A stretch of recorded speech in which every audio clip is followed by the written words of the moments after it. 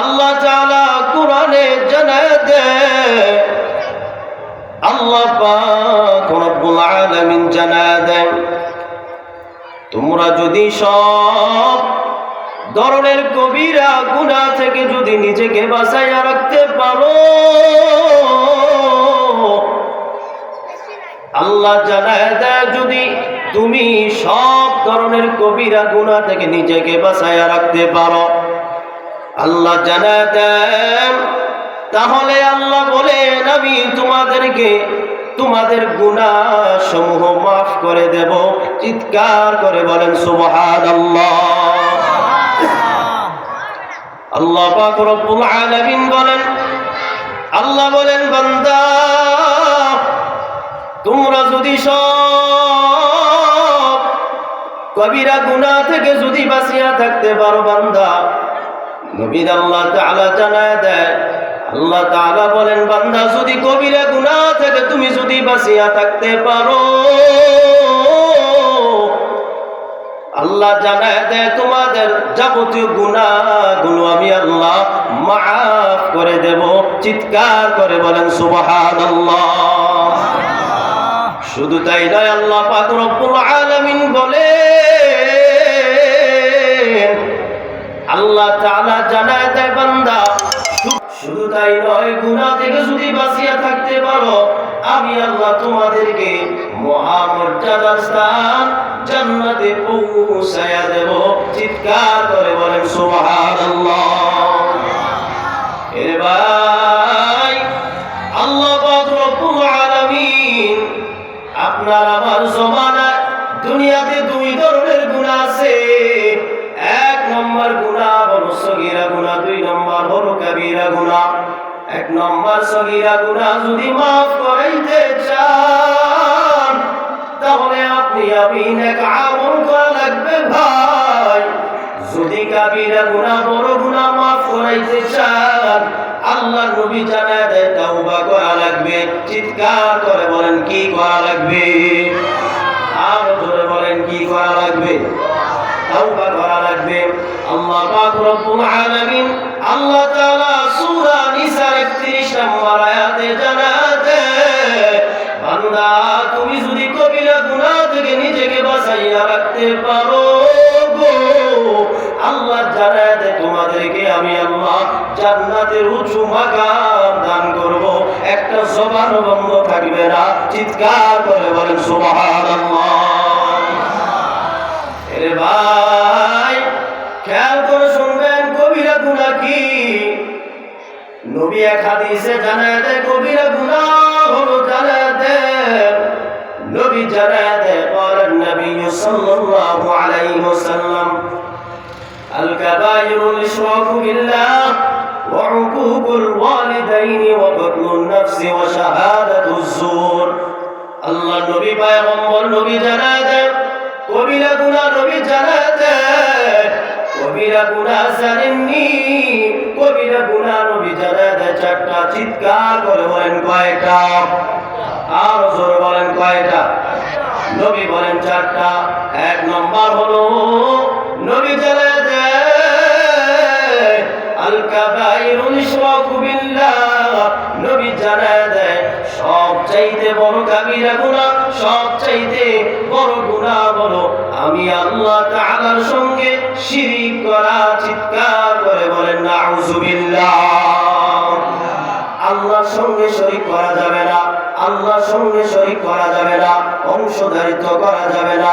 বেঈমানদের জন্য রবের তাদের জন্য এক নয়, তারা জানায় দেয়, তারা বলে চন্দ্রের খোদা একজন, সূর্যের খোদা একজন, রৌদ্রের খোদা একজন, বৃষ্টি দেয় খোদা। কিন্তু আমার আপনার মুসলমানের আকীদা এমন নয়। আপনার আমার আকীদা হবে দুনিয়ার সব কিছু করনেওয়ালা একজন, তিনি কে? আর জোরে বলেন কে? আল্লাহ জানায় দেয়, আল্লাহ জানায় দেয় কুল হুয়াল্লাহু আহাদ। আল্লাহ কয়জন? আল্লাহ একজন, অদ্বিতীয়, আল্লাহর সঙ্গে কাউকে শরীক করা যাবে না। নবী জানায় দেন আল কাবায়িরুল ইশরাকু বিল্লাহ, নবী জানায় যে সবচেয়ে বড় কবিরা গুনাহ হলো আল্লাহর সঙ্গে শরীক করা। চিৎকার করে বলেন নাউজুবিল্লাহ। রে ভাই, 2 নম্বরে নবী জানায় যে কবিরা গুনাহ কি জানেননি? নবী জানায় দেয় আল কাবাইরুল ইশরাকু বিল্লাহ ওয়া উকুকুল ওয়ালিদাইন। নবী জানায় দেয় 2 নম্বর কবিরা গুনাহ হলো পিতা মাতার সাথে অবাধ্যচারণ করা। চিৎকার করে বলেন নাউজুবিল্লাহ। পিতা মাতার সাথে অবাধ্যচারণ করা যাবে না। 2 নম্বর গেল। আল্লাহ নবী পয়গম্বর নবী জানায় দেয় 3 নম্বর কবিরা গুনাহ কি জানেননি? নবী জানায় দেয় আল কাবাইরুল ইশরাকু বিল্লাহ ওয়া উকুকুল ওয়ালিদাইন ওয়া কাতলুন নাফসি। নবী জানায় দেয় কেউ যদি অন্যায়ভাবে কাউকে হত্যা করে, অন্যায়ভাবে হত্যা করা কবিরা গুনাহ। চিৎকার করে বলেন নাউজুবিল্লাহ। অন্যায়ভাবে হত্যা করা যাবে না, মানুষ মানুষকে হত্যা করা যাবে না। আল্লাহ পাক রব্বুল আলামিন পয়গম্বর নবী জানায় দেয়, নবী জানায় দেয় ও উম্মত, ও আমার সাহাবী, শুনিয়া নাও সবচাইতে বড় কবিরা গুনাহ জানেননি? নবী জানায় দেয় আল কাবাইরুল ইশরাকু বিল্লাহ ওয়া উকুকুল ওয়ালিদাইন ওয়া কাতলুন নাফসি ওয়া শাহাদাতুজ জুর। আল্লাহ নবী পয়গম্বর নবী জানায় দেয় 4 নম্বর হলো কবিরা গুনাহ হলো নবী জানায় দেয় মিথ্যা সাক্ষী দেওয়া। চিৎকার করে বলেন নাউজুবিল্লাহ। বুঝে থাকলে বলেন তো, আমাদের সমাজে মিথ্যা সাক্ষী দেয় সমাজে এত লম্পট বদমাশ অসভ্য আছে না নাই? আছে না নাই? এক কাপ চা খাওয়াইলে চলে, আল্লাহু আকবার, 500 টাকা ধরাই দিলে মিথ্যা, সত্যকে মিথ্যা, মিথ্যাকে সত্য রূপান্তরিত করে এমন বদমাশ লম্পট অসভ্য সমাজে আছে না নাই? অতএব সাবধান। নবী জানায় দেয় সবচাইতে বড় কবিরা গুনাহ হলো 4টা। আল কাবাইরুল ইশরাকু বিল্লাহ ওয়া উকুকুল ওয়ালিদাইন ওয়া কাতলুন নাফসি ওয়া শাহাদাতুজ জুর। আল্লাহ নবী বলেন 4টা বড় কবিরা গুনাহ, এই 4টা কবিরা গুনাহ করা যাবে না, যাবে না, যাবে না। আল্লাহ আমাদের সবাইকে কবিরা গুনাহ থেকে হেফাজত করেন, বলেন আমিন। আর জোরে বলেন আমিন। আল্লাহ পাক রব্বুল আলামিন, এ আমার ভাই খেয়াল করিয়া শুনবেন, আমার আব্বা জান খেয়াল করিয়া শুনবেন, আপনার দ্বারা আমার দ্বারা গুনাহ হয় কি হয় না? গুনাহ হয় কি হয় না? গুনাহ থেকে বাঁচার উপায় আপনাদেরকে আমি জানাই দেব। রাজি আছেননি? কে কে রাজি আছেন? হাত তোলেন। আল্লাহ আমাদের সবাইকে বোঝার তৌফিক দান করেন, বলেন আমিন। আরো জোরে বলেন আমিন, আরো জোরে বলেন আমিন।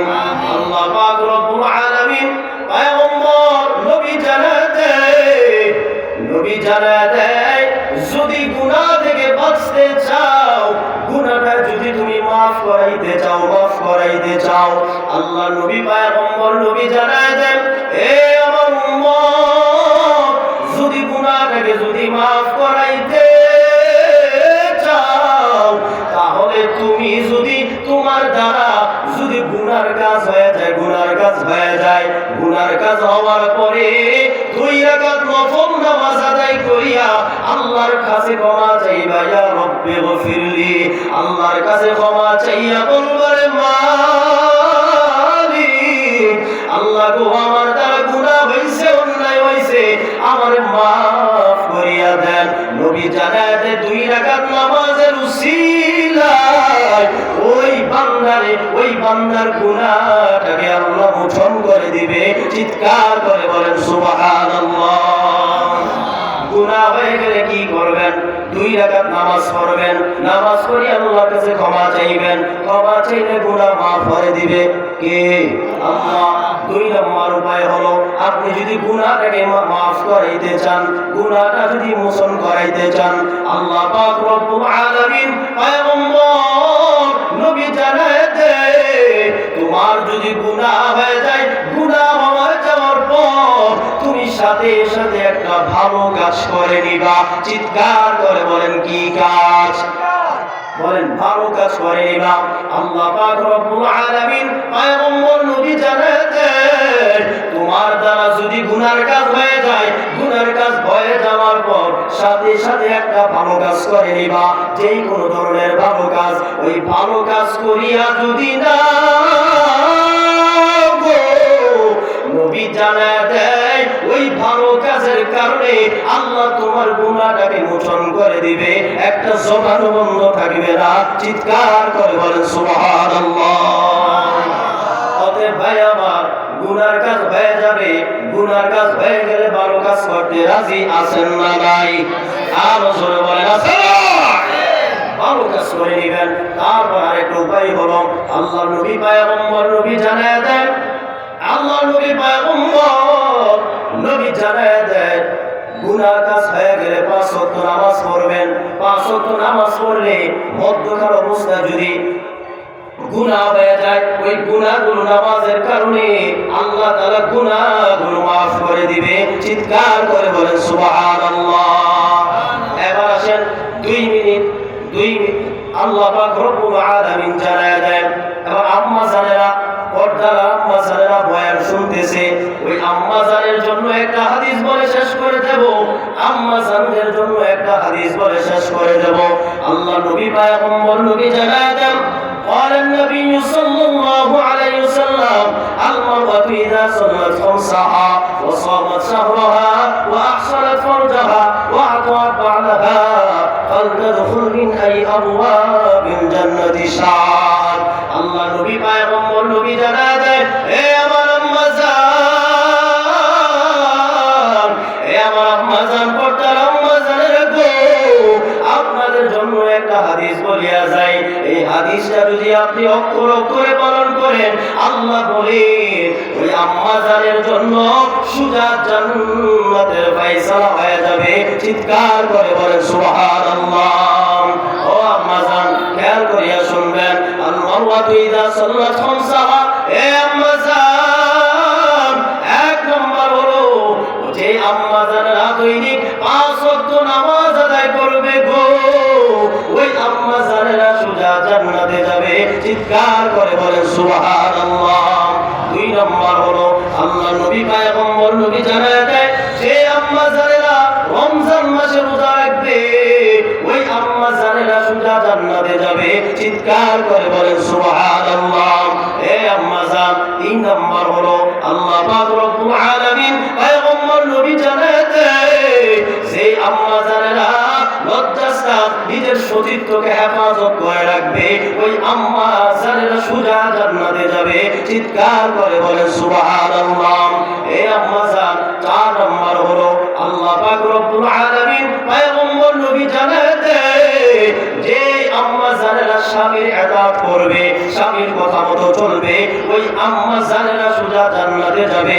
শুধু তাই নয়, ওই আম্মা জানের জন্য জান্নাতের 8টি দরওয়াজা খুলিয়া দিয়ে আল্লাহ বলবেন যাও যাও, যেই কোনো দরওয়াজা দিয়ে ইচ্ছা ওই দরজা দিয়ে জান্নাতে চলে যাও। চিৎকার করে বলেন সুবহানাল্লাহ। তাহলে ভাই আমার, আপনাদেরকে যে বললাম যে কাবীরা গুনাহ আল্লাহ তাআলা আমাদেরকে, সগীরা গুনাহ কাবীরা গুনাহ থেকে আল্লাহ আমাদের সবাইকে মাফ করুন, বলেন আমিন। এবং আমার আম্মা জানদের এই হাদিসের উপর আমল করা তৌফিক দান করেন, বলেন আমিন। এবং আপনাকে আমাকে আমল করা তৌফিক দান করেন, বলেন আমিন। ওয়া মা আলাইনা ইল্লাল বালাগ। আসসালামু আলাইকুম ওয়া রাহমাতুল্লাহি ওয়া বারাকাতুহু। মাশাআল্লাহ।